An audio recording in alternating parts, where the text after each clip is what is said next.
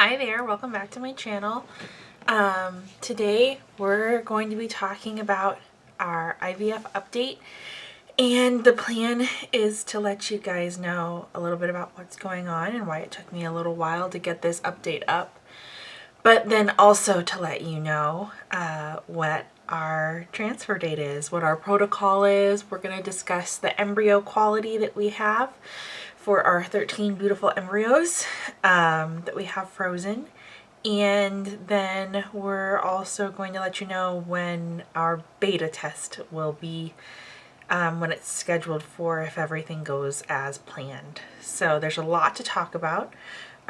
Get comfortable, and I'll just let you know what's been going on in our life and some exciting news about our upcoming transfer. So as far as what's been going on in our life lately, things have been a little bit emotionally difficult. Not that IVF in and of itself isn't already difficult, it is. But we found out that my mom came to visit about a month ago, and at that, right before then, she'd had a pulmonary embolism. And that means that a little part of her lung died, basically. And that in and of itself can kill people. My mom's fairly young. She's only about 47. She's 47. And so it was a pretty big shock, and we were so surprised. Why would this happen? Most of the time it's because of a blood clot, but they'd done some testing and it didn't appear that there was a blood clot. So the doctor's next thought was that it could be cancer. My mom came to visit anyway. She really wanted to get some time in and spend some time with me, and we kind of didn't focus about all of the medical stuff that she had going on. We didn't focus on that while she was here. We really just enjoyed our time together, and that was really great. But she went back, and then she had a little while where she was just waiting for her test. She had another CT scan to see what was still going on in her lung, if anything had gone away or had shrunk on its own, indicating that maybe it was an infection, but that wasn't the case. So she went in for a PET scan, a PET scan, which I didn't know much about those before, but it turns out those are primarily to determine if somebody has cancer. I think there are a couple other reasons, but she was getting a full body PET scan to look for potential tumors, essentially. And that came back, and there were 3 spots that glowed on the PET scan, and I guess glowing means that it's likely a tumor. At this point, the doctor still hasn't fully confirmed that, but she has 2 spots in her left lung, and 1 spot appeared to be in her left abdomen. So she's got a biopsy scheduled, and after that biopsy we'll know more. She's got an appointment scheduled for December 19th right now, and at that appointment I believe they're going to talk about potential treatment options. The doctor still hasn't made a definitive cancer diagnosis at this point because they have to do the biopsy first, but it sounds like pretty much that's just procedural. The tests that she's been getting, you don't get them unless they're pretty sure you have cancer.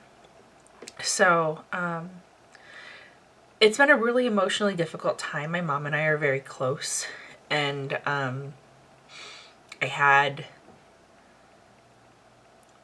I still have hope that she'll get to see her grandchildren. But it's been a really difficult time for our family, which means that I've been away a little more than normal, just dealing with all of that.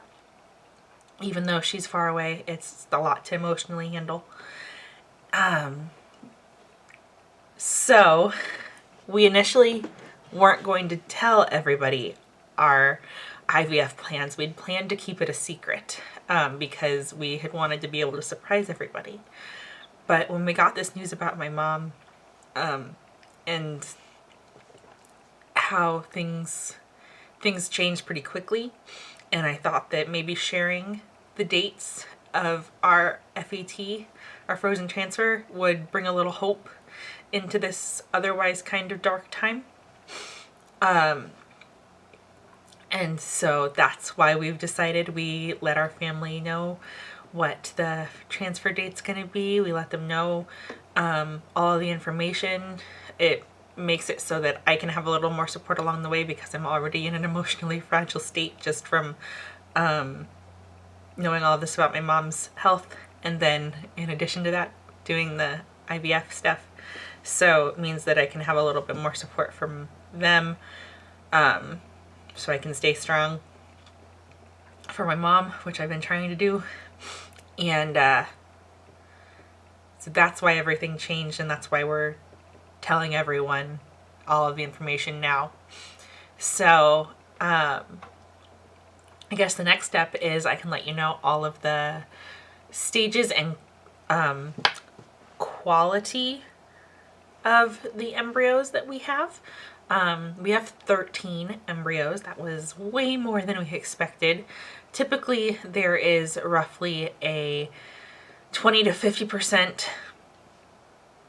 success rate for how many fertilized eggs become a high enough quality to freeze as blastocysts. There's only about a 20 to 50% success rate. We blew that out of the charts. We had 81% success rate. 81% of our fertilized eggs became freezable embryos that looked strong and healthy. They have different levels of quality, as I said, but my doctor said all of them are of a quality that looks like they could become a little baby for us. So we have 1 4AA. What those numbers and letters mean. A 4, the number is the degree of development in the blastocyst. So there's like a 1 and a 2. We don't have any 1s or 2s. We only have 3s and 4s. And a 3 is a expanding blastocyst. A 4 is an expanded blastocyst. We don't have any 5s, but if you had a 5, that would be a hatching blastocyst, and a 6 is a hatched blastocyst. And so they're just different levels of development. As far as the letters, the first letter correlates to the inner cell mass, and the inner cell mass is what becomes the baby. And the second letter correlates to the placenta, and or what becomes the placenta. So given all that, we have 1 4AA, which basically is considered a perfect looking blastocyst, one day 5 4AA. Then in addition to that, we have 3 4BA blastocyst. Is that 3? Yeah. And 1 4BA minus, because they gave them 4A minus. They gave me pluses and minuses for some of these as well. So a 4BA minus. Those are all day 5s. We've got another 4BA minus. So I'm sorry, 2BA minuses, another day 5. And then my other 3 day 5 embryos are, I've got a 3BB, 3B minus C, and a 3AC. Then for my day 6 embryos that we've got a 4B minus B minus, a 3B B plus, 4BB, and another 4BB. Like I said, my doctor said those are really amazing results. All of them. She's seen every one of those kinds of grades become a little baby. So that was really exciting news, kind of scary news, because again, we don't plan to have 13 children, but I know that we'll have the right number of children for us. God will provide the correct number for us, and then if we do have remaining embryos, our plan is to donate those to another family who needs embryos and isn't able to make them on their own. So that's our current plan.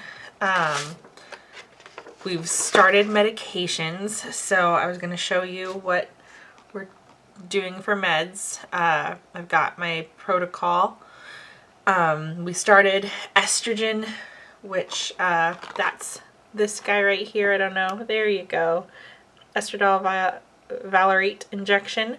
I started that last Thursday. That is the 20 something, 29th. I think it's the 29th of November was the first injection. I've got my second injection tonight. Tonight is December 2nd.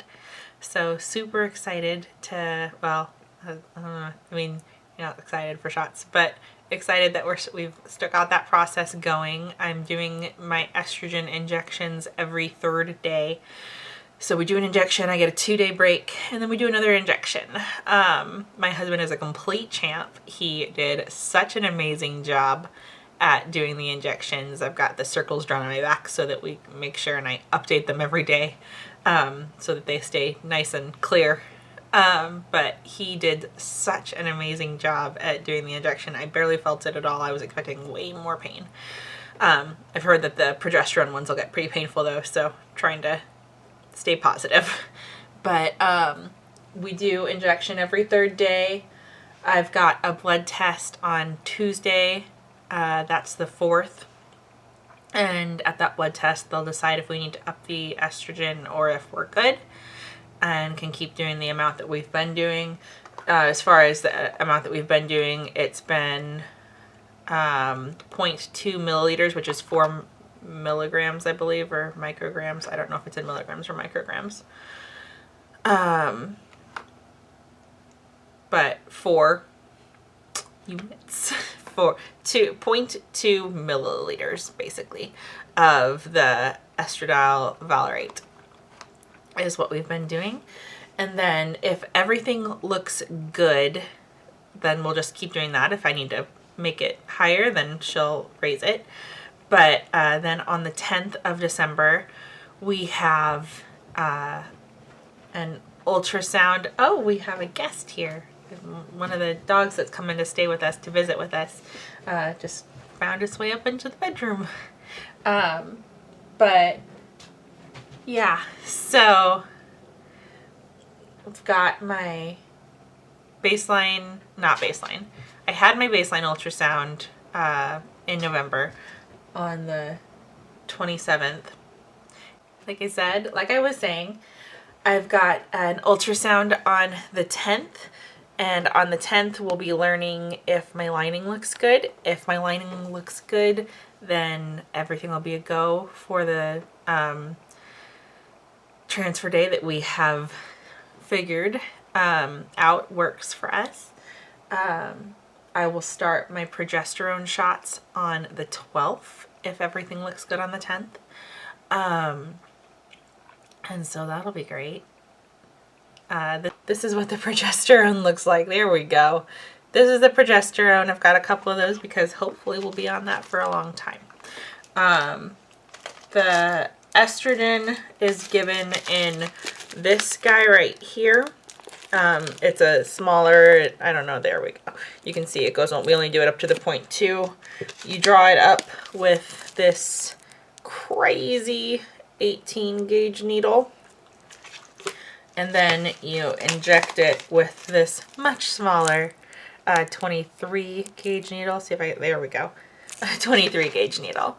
And then when it's time for the progesterone, this is the syringe for that. We'll draw it up in this guy right here. Starting off with 1.5 milliliters of it. And then I'll be able to inject it again with the same 23 gauge needle. So that's just exciting news about the medication. And if everything goes as we hope and plan, and if all of the medications do their job, our transfer is scheduled for December 17th. That is a Monday, and we're just thrilled. I can't believe it's already the month where they're going to be transferring one of our little babies to come be back inside of me. I am over the moon excited. It'll be the closest to being pregnant that I've ever been in my life. And we're just so blessed that this is an option for us and something that we can do. Our beta test is scheduled for December 27th, so we have a couple days after Christmas. We will find out if we were successful or not. My doctor said there's about a 50% chance, but that's in God's hands, not hers or mine. So we have high hopes and saying a lot of prayers, but that is everything I know to tell you about where we are at so far in our journey of IVF. We are in the middle of our frozen transfer cycle now. I'll try to get my husband giving me one of those estrogen shots tonight on video, and I'll put that in a video when I do a video about the shots specifically for the frozen transfer part. Oh, I'm also on baby aspirin again to help, and always the metformin. So, but hopefully everything goes well, and by the start of the year, we're praying that we'll be pregnant with a healthy, beautiful little baby. We'll be transferring only one. We're going to be transferring our 4AA at the doctor's recommendation, and she has said she'll only let us do the one, even though we'd be happy either way. So that's what I know. I hope that everything's going well for you. Leave a comment down below if you're excited to see how everything goes for us throughout the rest of this journey. I will definitely make a video about the shots, and I'll probably be making a video when it comes time for the 2-week wait as well. Make sure you're following me on Instagram and subscribed so that you can keep following. Hopefully we'll have a video soon to let you know that we're expecting. So thanks for watching. See you later.